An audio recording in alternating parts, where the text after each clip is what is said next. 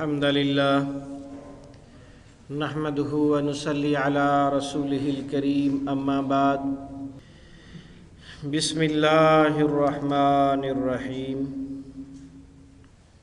آج ہم معلم القرآن کا سبق نمبر 8 پڑھیں گے۔ اس 8 نمبر سبق میں 3 علامات ہیں: ہما، کما، تما۔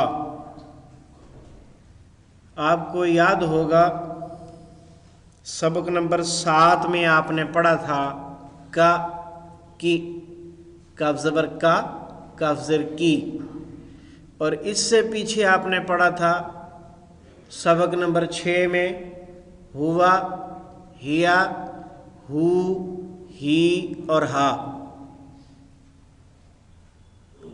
ہوا اکیلے ایک مرد کے لیے، ہیا اکیلی ایک عورت کے لیے۔ اگر 2 کے لیے استعمال کرنا ہو تو پھر ہما،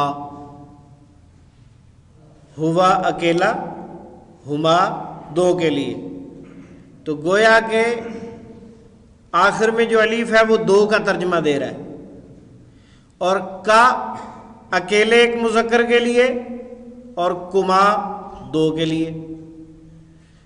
اور اسی طرح ایک سبق آپ نے پیچھے پڑھا تھا تا، تی، تو اور تا ساکن، فعل کے آخر میں آنے والی 4 علامات، ان میں تا زبر تا تھا تو 2 کے لیے تما، 2 کے لیے تما۔ مزید اس کی ڈیٹیل پڑھتے ہیں آگے چل کے۔ ہما، کما، تما، یہ تینوں علامتیں اسم، فعل اور حرف سب کے آخر میں استعمال ہوتی ہیں، تعداد میں کسی بھی چیز کے تعداد میں 2 ہونے کو ظاہر کرتی ہیں۔ مثلا ہما، اس کا ترجمہ کیا کریں گے؟ ان دونوں، غائب ہے نا، ان دونوں۔ مثال کے طور پر ربہما، ان دونوں کا رب۔ ہما کا ترجمہ ان دونوں، باقی لفظ رب ہے، رب کا لفظ ہم اچھی طرح جانتے پہچانتے ہیں۔ ربہما، ان دونوں کا رب۔ ولیہما، ولی دوست کو کہتے ہیں نا، ولی، ولیہما ان دونوں کا دوست۔ نفعہما، ان دونوں کا فائدہ۔ ارحمہما، ان دونوں پر رحم فرما، ان دونوں پر رحم فرما۔ وہ دعا ہے نا قرآن پاک میں والدین کے لیے، رب ارحمہما کما ربیانی صغیرا، اے اللہ جس طرح میرے ماں باپ نے مجھے بچپن میں پالا ہے، میری خدمت کی ہے، اسی طرح آپ بھی ان پر رحم فرماؤ۔ ابوہما، ان دونوں کا باپ۔ ابو ہمارے ہاں عام استعمال ہوتا ہے، ابو، ابا جان وغیرہ۔ ابوہما، ان دونوں کا باپ۔ کنزہما، ان دونوں کا خزانہ۔ ایک کتاب ہے کنز الایمان، قرآن پاک کی تفسیر ہے، ترجمہ ہے۔ اسی طرح کنز خزانے کو کہتے ہیں، یہ ہماری زبان میں استعمال تو نہیں ہوتا، ہماری کچھ کتابوں کے نام ہیں بہرحال۔ کنزہما، ان دونوں کا خزانہ۔ قومہما، ان دونوں کی قوم۔ احدہما، ان دونوں میں سے ایک۔ نوٹ، ہما کبھی ہما بھی ہو جاتا ہے۔ قرآن مجید میں اس کی بہت ساری مثالیں ہیں، معنی میں کوئی فرق نہیں پڑتا، صرف پڑھنے میں آسانی پیدا کرنے کے لیے یہ تبدیلی کی جاتی ہے۔ مثلا قرآن پاک میں ہے من احدہما، ان دونوں میں سے ایک، یہ ہما ہی ہے، صرف پڑھنے میں آسانی پیدا کرنے کے لیے اس کو اگر آپ پڑھیں من احدہما تو پڑھنا تھوڑا سا مشکل ہے، اور اگر اس کو آپ پڑھیں گے من احدہما تو آسانی سے پڑھ لیں گے۔ تو عربی زبان میں ایسا چلتا رہتا ہے کہ پڑھنے میں آسانی پیدا کرنے کے لیے زبر کو زیر، زیر کو پیش، ہاں جی، اس طرح کی تبدیلیاں عربی زبان میں ہوتی رہتی ہیں۔ فیہما فاکہۃ،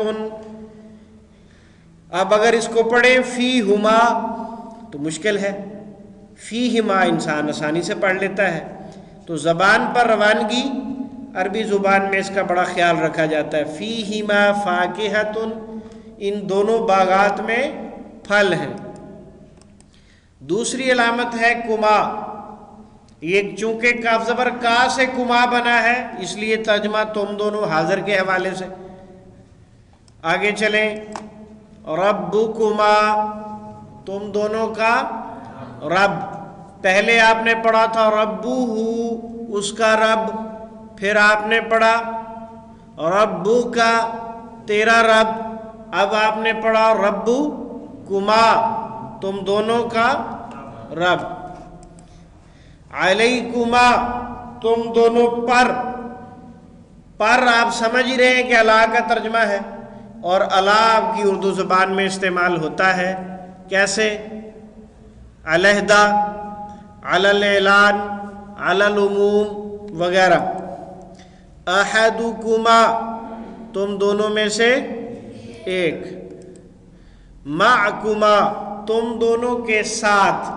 लफ्ज़ मा उर्दू में इस्तेमाल होता है, मा अहलो अयाल, मइयत इलाही। बमा भी इस्तेमाल होता है बा के साथ। माअकुमा, तुम दोनों के साथ। कुलूबुकुमा, कुलूब जमा है कल्बुन की, कल्बुन दिल को कहते हैं, कल्बुन दिल को कहते हैं। एक बड़ा प्यारा शेर है, आपको सुनाता हूँ। कल्ब के लफ्ज़ को उसमें इस्तेमाल किया गया है।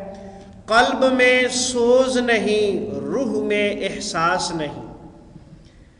कल्ब में सोज नहीं, रूह में एहसास नहीं, कुछ भी तुम्हें पयामे मोहम्मद का पास नहीं सल्लल्लाहु अलैहि वसल्लम। कुलूबुकुमा, तुम दोनों के दिल।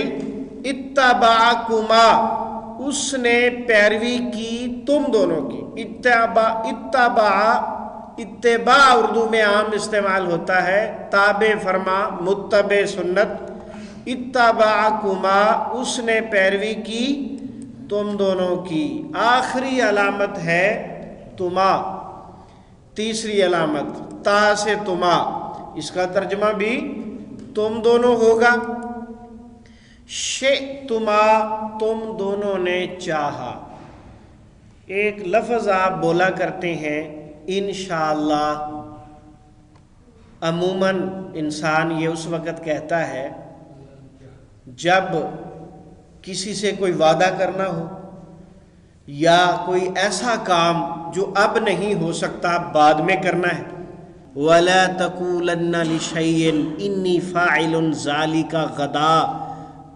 ऐ मेरे हबीब, किसी काम के मुतल्लिक ये नहीं कहना कि मैं ये कल काम करूँगा, इल्ला अन यशा अल्लाह, मगर साथ इंशाअल्लाह ज़रूर कहना है। वला तकूलन्ना, हरगिज़ हरगिज़ मत कहें ये बात कि ये काम कल करूँगा। अगर कहना है तो फिर रब की रहमत को अपने साथ मिलाओ, इंशाअल्लाह कहो। रब की मशीयत, उसका हुक्म, उसकी कुदरत, उसकी बादशाह तस्लीम करो। फिर कहो अगर मेरा रब चाहेगा तो मैं ये काम कर लूँगा, मेरा रब नहीं चाहेगा तो मैं ये काम नहीं कर सकता। तो ये सारी बात शिअतुमा के लफ्ज़ से निकली है। माशाअल्लाह और इंशाअल्लाह इसी लफ्ज़ से मिलते जुलते अल्फाज हैं। इंशाअल्लाह अगर अल्लाह चाहेंगे, माशाअल्लाह जो अल्लाह चाहते हैं वो हो जाता है। मशीयत इलाही भी इसी का नाम है। अमूमन हमारे यहाँ ये लफ्ज़ भी बोला जाता है, मशीयत इलाही के मुताबिक ये हो गया। तो मशीयत इलाही क्या है? अल्लाह का हुक्म, अल्लाह की इजाज़त, अल्लाह की रहमत शामिल हाल होती है। अंतुमा, तुम दोनों। सबक हमारा मुकम्मल हुआ। हुमा का तर्जमा वो दोनों, कुमा का तर्जमा तुम दोनों, और तुमा का तर्जमा तुम दोनों। सुब्हानकल्लाहुम्मा व बिहम्दिका अशहदु अल्ला इलाहा इल्ला अंता استغفرک و اتوب الیک۔